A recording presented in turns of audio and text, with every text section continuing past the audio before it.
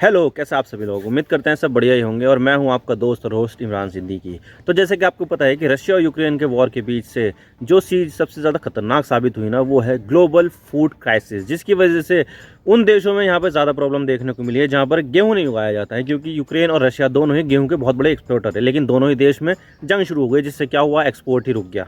तो global food crisis है वो किसी तरह से उसको अवॉइड तो कर दिया गया, लेकिन अब आ रही है ग्लोबल ओनियन और ग्लोबल वेजिटेबल क्राइसिस, जिसके बारे में ये बताया जा रहा है कि भाई बहुत सारे देशों ने प्याज का एक्सपोर्ट ही बंद कर दिया है और प्याज के अलावा बाकी सारी दूसरी सब्जियों का भी एक्सपोर्ट बन गया है, जिसके बाद जहाँ पर जाती है, जहाँ पर एक्सपोर्ट किया जाता है, वहाँ पर बहुत ज़्यादा प्रॉब्लम देखने को मिली और ख़ासकर यूके में।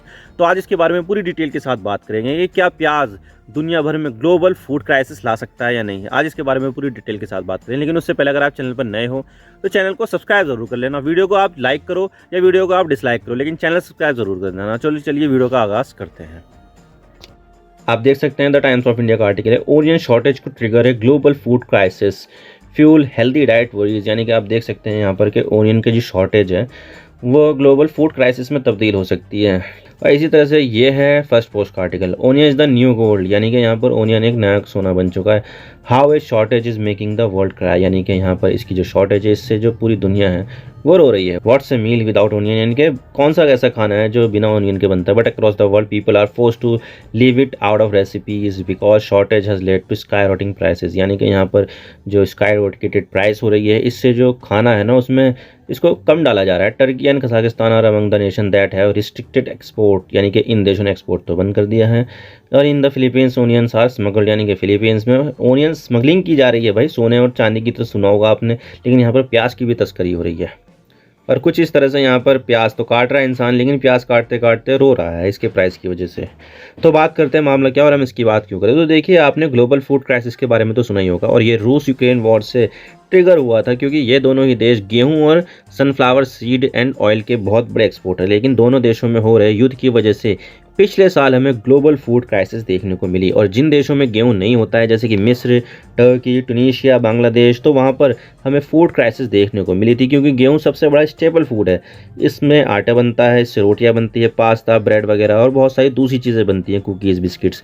तो ये सबसे इम्पॉर्टेंट हो जाता है और हमने पिछले साल तो ऐसा ही देखा है। लेकिन यहाँ पर अब ग्लोबल फूड क्राइसिस के बाद ग्लोबल ओनियन क्राइसिस भी देखने को मिली है, क्योंकि जो प्याज है वो अक्सर करके बहुत सारे खानों में इस्तेमाल की जाती है।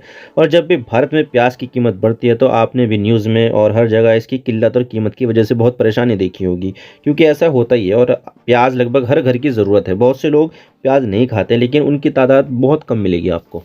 और आपको मैं बता दूं कि प्याज सिर्फ भारत में ही नहीं खाई जाती है, बल्कि पूरी दुनिया में ही खाई जाती है। और प्याज दुनिया की सबसे ज़्यादा कंज्यूम होने वाली सब्जी है।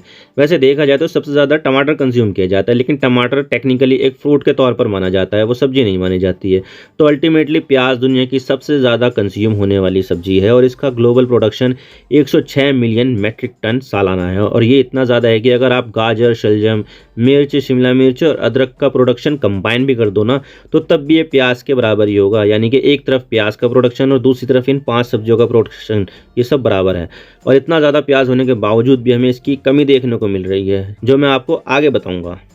और इसकी शुरुआत हुई थी फिलीपींस से। फिलीपींस में इसकी कीमत मीट से भी ज़्यादा कई गुना हो गई है और प्याज यहाँ पर एक लग्जरी आइटम बन गया है। और इतना ही नहीं, लोग शादियों में फूलों के बुके देते हैं, लेकिन फिलीपींस में तो शादियों में फूलों की बुके की जगह प्याज के बुके बनाकर दिया जा रहा है। आप देख सकते हैं यहाँ पर कि किस तरह से फूलों के बुके यहाँ पर दिए जाते हैं, वहाँ पर प्याज के बुके बना के दिए जा रहे हैं, वो भी छोटी छोटी प्याज के, जो वैसे भी कम कीमत पे बिकती है। बड़ी प्याज की कीमत ज़्यादा होती है। तो यहाँ पर प्याज इतनी ज़्यादा महंगी हो रही है कि लोगों के लिए प्याज अब लग्जरी का आइटम बन गया है। और अब ये तो इतनी ज़्यादा महंगी हो गई कि चिकन और पोर्क इससे ज़्यादा सस्ते मिल रहे हैं। चिकन वहाँ पर सस्ता हो गया है, प्याज ज़्यादा महंगी हो गई है। और इतना ही नहीं, फिलीपींस में तो सब्जी गैंग, जो ओनियन कार्टेल है, वो ओनियन प्राइस को मैनिपुलेट भी कर रही है ताकि यहाँ पर ज़्यादा से ज़्यादा प्रॉफिट कमाया जा सके। तो अब फिलीपींस में ओनियन के प्राइस को गैंग कंट्रोल कर रही है। और इतना ही नहीं, आपने नशीली दवाओं और सोने चांदी की तस्करी की बात सुनी होगी, लेकिन यहाँ पर तो लोग प्याज की तस्करी कर रहे हैं। और दिसंबर महीने में ही सरकार ने केक, पेस्ट्री और ब्रेड के नीचे छुपा कर रखी हुई 50 टन प्याज पकड़ी थी, जो तस्करी करके लाई जा रही थी। और फिर पिछले महीने यहाँ पर फ्लाइट से प्याज की तस्करी की जा रही थी। और जब कस्टम को इसके बारे में पता चला तो तब इसमें से 9.5 मिलियन पैसों की प्याज मिली। पैसो फिलीपींस की करेंसी है, जो 1 पैसों में लगभग 1.5 रुपये बनते हैं। तो आप देख सकते हैं कि प्याज की इतनी कमी है कि लोग इसकी तस्करी कर रहे हैं और इसको लेकर फिलीपींस में काफ़ी प्रोटेस्ट भी देखने को मिल रहा है, जिसके बाद राष्ट्रपति ने प्याज इंपोर्ट करने का फैसला लिया। लेकिन देखा जाए तो ये सिर्फ टेम्परेरी सॉल्यूशन है और ऐसा नहीं है कि सिर्फ फिलीपींस ही दुनिया में अकेला देश है जहां पर आपको ओनियन क्राइसिस देखने को मिलेगी, बल्कि यहां पर आपको कई सारे दूसरे देश भी देखने को मिलेंगे जहां पर आपको प्याज को लेकर पैनिक मचा हुआ है।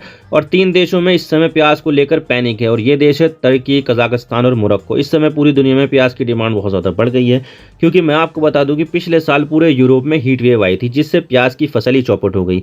लेकिन डिमांड इतनी ज़्यादा बढ़ती गई और प्याज का दुनिया का सबसे बड़ा एक्सपोर्टर नीदरलैंड, तो नीदरलैंड में भी प्याज का प्रोडक्शन बहुत ज़्यादा गिरा है और वहाँ पर तो थोक का भाव ही 58 रुपये प्रति किलोग्राम चल रहा है। तो आप सोच सकते हैं कि रिटेल में कितना भाव होगा।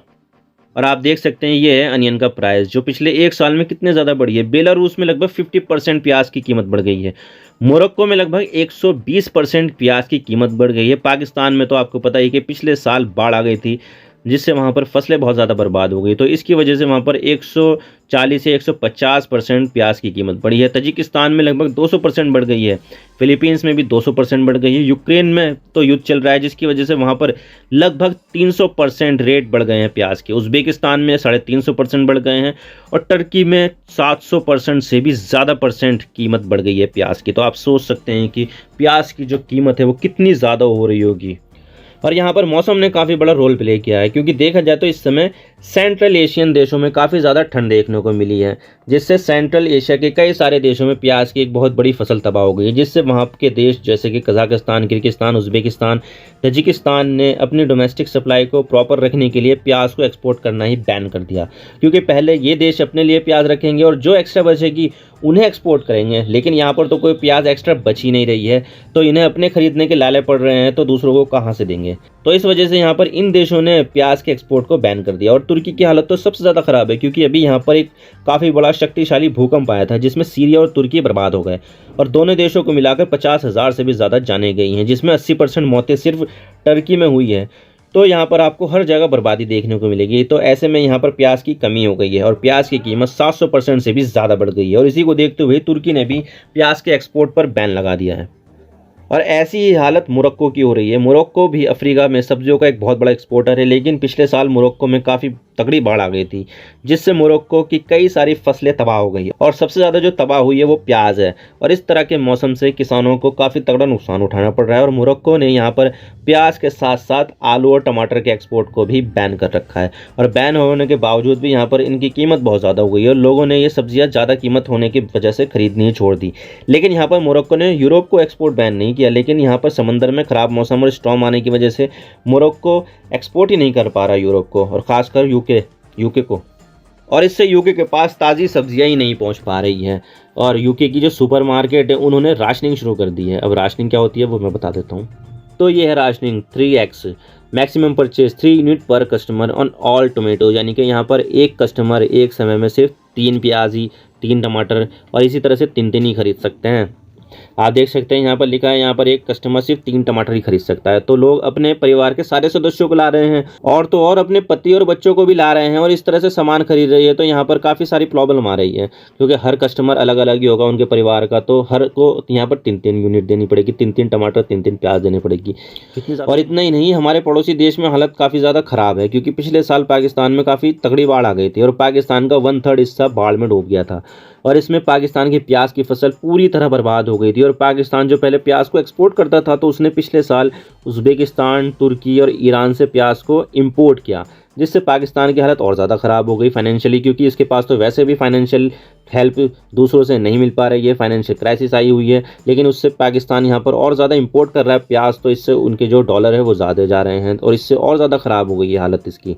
और यूक्रेन में युद्ध चल रहा है, जिससे यूक्रेन का जो प्याज का प्रोडक्शन है वो काफ़ी ज़्यादा गिरा है। आपको मैं बता दूं कि रूस के बाद यूक्रेन ही सबसे बड़ा देश है यूरोप का और ये अपनी ज़मीन पर प्याज भी काफ़ी ज़्यादा उगाता है और ये काफ़ी सारे प्याज एक्सपोर्ट भी करता है। लेकिन युद्ध की वजह से यूक्रेन ने एक्सपोर्ट की जगह प्याज को इंपोर्ट किया है और पहले जिन देशों को यूक्रेन प्याज एक्सपोर्ट करता था, अब मजबूरन यूक्रेन को इन्हीं देशों से प्याज इंपोर्ट करनी पड़ रही है। जैसे कि आप देख सकते हैं मोल्डोवा से किया है, रोमेनिया, पोलैंड, कजाकिस्तान और तुर्की, इनको यूक्रेन एक्सपोर्ट करता था, लेकिन अब मुसीबत आई है तो प्याज को यूक्रेन इंपोर्ट कर रहा है इन्हीं देशों से। तो आप देख सकते हैं कि प्याज जो पूरी दुनिया में सबसे ज़्यादा कंज्यूम होने वाली सब्जी है, उसकी कमी पूरी दुनिया में हो रही है और इसमें ग्लोबल फूड शॉर्टेज के साथ साथ ग्लोबल वेजिटेबल शॉर्टेज की प्रॉब्लम भी हो रही है। और अगर मैं भारत की बात करूँ तो भारत में भी प्याज की ऐसी कोई समस्या देखने को मिल नहीं रही है, लेकिन साल में एक ऐसा टाइम भी आता है जब प्याज की कीमत 100 रुपये के पार चली जाती है। और भारत के पास वैसे भी प्याज बहुत ज़्यादा होती है, तो यहाँ पर भारत के पास बहुत बड़ी अपॉर्चुनिटी है। भारत यहाँ पर ज़्यादा से ज़्यादा प्याज को एक्सपोर्ट कर सकता है, क्योंकि अभी कीमत भी बहुत ज़्यादा मिल रही है और यहाँ पर किसानों को भी बहुत बड़ा फ़ायदा हो सकता है, क्योंकि यहाँ पर बहुत ज़्यादा ग्लोबल मार्केट में कीमत चल रही है, तो किसानों को भी यहाँ पर उसके हिसाब से ही पेमेंट मिलेगा। आपने अक्सर देखा होगा ना कि यहाँ पर 1 रुपये किलो, 2 रुपये किलो इतना भाव मिलता है कभी कभी किसानों को, तो क्या करते हैं वे खेतों में ऐसे सड़ी हुई छोड़ देते हैं, या फिर जो जहाँ पर लेके जाते हैं वो अपना किराया लगाकर वहीं पर ही ऐसे ही फेंक दे के चले जाते हैं, क्योंकि उसमें इतनी कम कीमत मिलती है कि भाई उनको वापस ले जाना उससे ज़्यादा महंगा पड़ता है। तो यहाँ पर बहुत सारे किसान ऐसे छोड़ देते हैं। तो ऐसे में ग्लोबल ओनियन क्राइसिस आने से यहाँ पर भारतीय किसानों को फ़ायदा हो सकता है। और ना सिर्फ प्याज बल्कि दूसरी सब्जियां भी काफ़ी ज़्यादा महंगी हो रही है ग्लोबली, और अभी अभी पूरी दुनिया में प्याज की शॉर्टेज देखने को मिल रही है। देखा जाए तो काफ़ी सारी सब्जियों की शॉर्टेज है, लेकिन सबसे ज़्यादा प्याज की शॉर्टेज है। अब देखते हैं कि यह शॉर्टेज कब तक चलेगी और भारत इसमें क्या क्या कंट्रीब्यूट कर सकता है इस शॉर्टेज को कम करने के लिए। तो आई होप आपको सारी बातें समझ में आ गई होगी। वीडियो को लाइक करो या डिसलाइक करो, लेकिन चैनल सब्सक्राइब जरूर कर देना, ताकि आपके एक सब्सक्रिप्शन से हमें आगे कंटेंट बनाने की हिम्मत मिले। तो thank you for watching. I really appreciate your prestigious time. God bless you all. Now signing off.